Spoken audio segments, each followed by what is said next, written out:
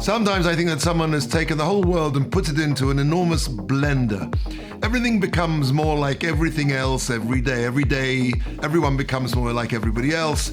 The modern communications and information technology, which I call the Great Blander, has minced regional and cultural uniqueness into a universal cultural cholent.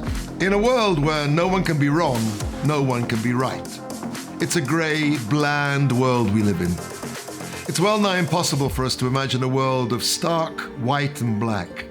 A world where great holiness vies with great evil.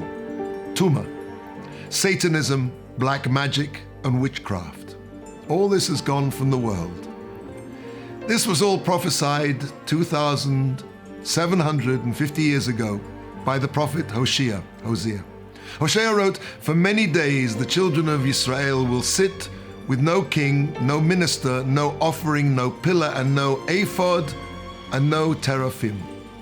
Teraphim are sorcerers' divining tools. The ephod was one of the priestly garments that the Kohen Gadol, the high priest, wore in the temple. It was one of the holiest things in the world. When there is no ephod, there are no teraphim. When there is no genuine holiness in the world, there is also no real idols, idol worship, no true contact with the powers of darkness and evil. In the book of Bereshis, Genesis, the Torah describes the conception of the twin brothers Esau, and Yaakov, Jacob. When Rivka, Rebekah, their mother, conceived, the world could have followed one of two paths. Either Rivka could have given birth to twins, one who would be the personification of good and truth, and the other the personification of evil and falsehood, or she could have given birth to one child who would be a synthesis of great good and great evil. Isaac prayed that there should be two children. Rivka prayed there should be only one.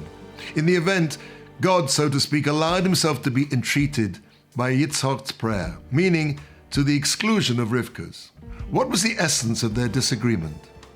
Rivka was a righteous person who came from evil parents. She knew true evil at first hand.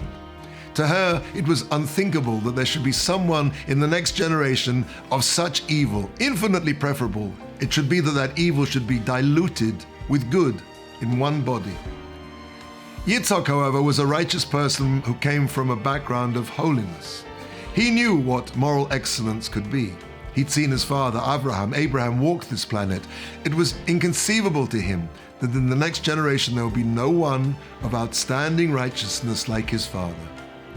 Even if the price to pay would be the existence of incomparable evil, the existence of surpassing good and truth would be worth it, infinitely better than a great blandness.